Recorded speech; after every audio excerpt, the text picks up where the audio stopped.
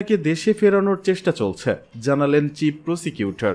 ছাত্র জনতার অভ্যুত্থানের মুখে ভারতে আশ্রয় নেওয়া সাবেক প্রধানমন্ত্রী শেখ হাসিনাকে দেশে ফেরানোর চেষ্টা চলছে বলে জানিয়েছেন আন্তর্জাতিক অপরাধ ট্রাইব্যুনালের চিফ প্রসিকিউটর মোহাম্মদ তাজুল ইসলাম। সোমবার আন্তর্জাতিক অপরাধ ট্রাইব্যুনালের চেয়ারম্যান বিচারপতি গোলাম মর্তুজা মজুমদারের নেতৃত্বে 3 সদস্যের ট্রাইব্যুনালের এ বিষয়ে শুনানি হয়। এ সময় ট্রাইব্যুনাল জানতে চান শেখ হাসিনা কোথায়। তখন চিফ প্রসিকিউটর বলেন, শেখ হাসিনা পালিয়ে ভারতে আছেন, তবে ইন্টারপোল এবং বন্দি প্রত্যার্পণ চুক্তির মাধ্যমে তাকে দেশে ফেরানোর চেষ্টা চলছে। পরে জুলাই আগস্ট গণহত্যার মামলায় সাবেক প্রধানমন্ত্রী শেখ হাসিনার বিরুদ্ধে 1 মাসের মধ্যে তদন্ত শেষ করার নির্দেশ দেন ট্রাইব্যুনাল। এদিকে জুলাই আগস্টের গণহত্যা ও মানবতা বিরোধী অপরাধে জড়িত থাকার অভিযোগে গ্রেপ্তার হওয়া সাবেক 9 মন্ত্রী প্রতিমন্ত্রী সহ 13 জনকে ট্রাইব্যুনালে হাজির করা হয়েছে। সকালে কড়া নিরাপত্তায় তাদেরকে ট্রাইব্যুনালে হাজির করা হয়। গণহত্যার মামলা তদন্তের সময় বৃদ্ধির জন্য আবেদন জানাবে তদন্ত সংস্থা বলে জানা গেছে।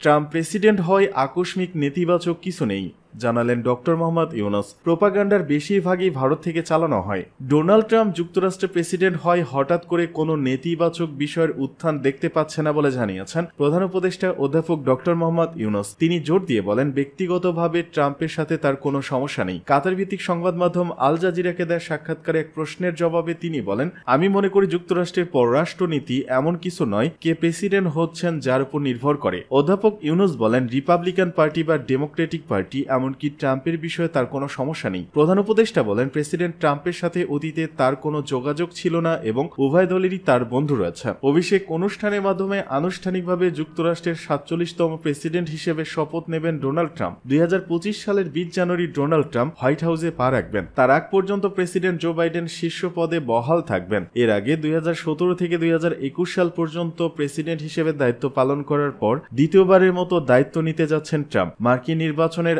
আগে ট্রাম্প হিন্দু, খ্রিস্টান ও অন্যান্য সংখ্যালঘুদের বিরুদ্ধে বর্বরচিত সহিংসতা নিন্দা জানান, যারা বাংলাদেশের বিক্ষুব্ধ জনতা দ্বারা আক্রান্ত ও লুটপাটের শিকার হচ্ছে। এক টুইটে ট্রাম্প লিখেন, আমার নজরদারিতে এটা কখনোই ঘটত না। কমলা ও জো বিশ্বজুড়ে এবং আমেরিকায় হিন্দুদের উপেক্ষা করেছেন। ইসরায়েল থেকে ইউক্রেন পর্যন্ত আমাদের নিজস্ব দক্ষিণ সীমান্ত পর্যন্ত একটি বিপর্যয় হয়েছে। তবে আমরা আমেরিকাকে আবার শক্তিশালী করব এবং শক্তির মাধ্যমে শান্তি ফিরিয়ে আনব। এ বিষয়ে আল জাজিরার এক সাংবাদিকের প্রশ্নের জবাবে অধ্যাপক ইউনুস বলেন, এটা মূলত অপপ্রচার, সম্পূর্ণ ভিত্তিহীন অপপ্রচার। এটা দুর্ভাগ্যজনক। তিনি বলেন, বেশিরভাগ অপপ্রচারের উৎপত্তি ভারত থেকে, যে কারণেই হোক না কেন, সম্ভবত অস্থিতিশীলতা জিয়ে রাখার জন্য, কিন্তু বাস্তবে এর কোনো অস্তিত্ব নেই। উল্লেখ করে অধ্যাপক ইউনুস বলেন, সহিংসতা শুরু হয়েছিল বিপ্লবের সময় হিন্দু বা অন্য ধর্মের কারণে নয়, বরং বেশিরভাগই তারা আওয়ামী লীগের ছিল বলে। হিন্দুদের অধিকাংশই ছিল আওয়ামী লীগার। এদিকে রোববার সন্ধ্যায় টেলিভিশনে সম্প্রচারিত জাতির উদ্দেশ্যে দেওয়া ভাষণে প্রধান উপদেষ্টা বলেন,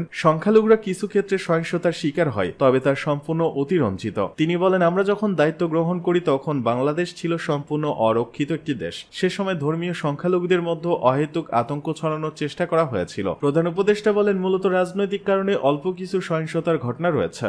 আগামী এপ্রিলের মধ্যে নির্বাচন দেওয়া সম্ভব, মন্তব্য মেজর হাফিজের।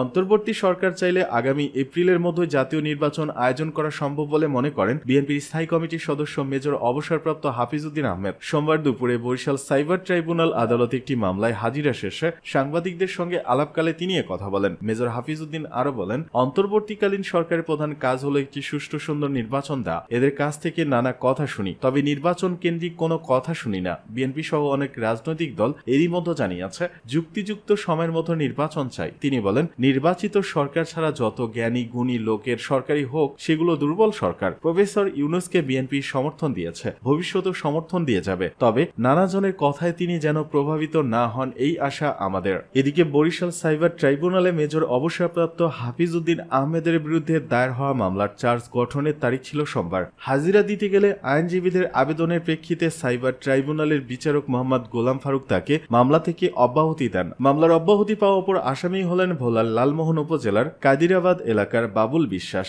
উল্লেখ্য, এই মামলায় মোট আসামি ছিলেন 2 জন। 2018 সালের একাদশ জাতীয় সংসদ নির্বাচনের সময় ভোলার বদলপুর ইউনিয়ন আওয়ামী লীগের সভাপতি ফরিদুল হক বাদী হয়ে এই মামলাটি দায়ের করেন।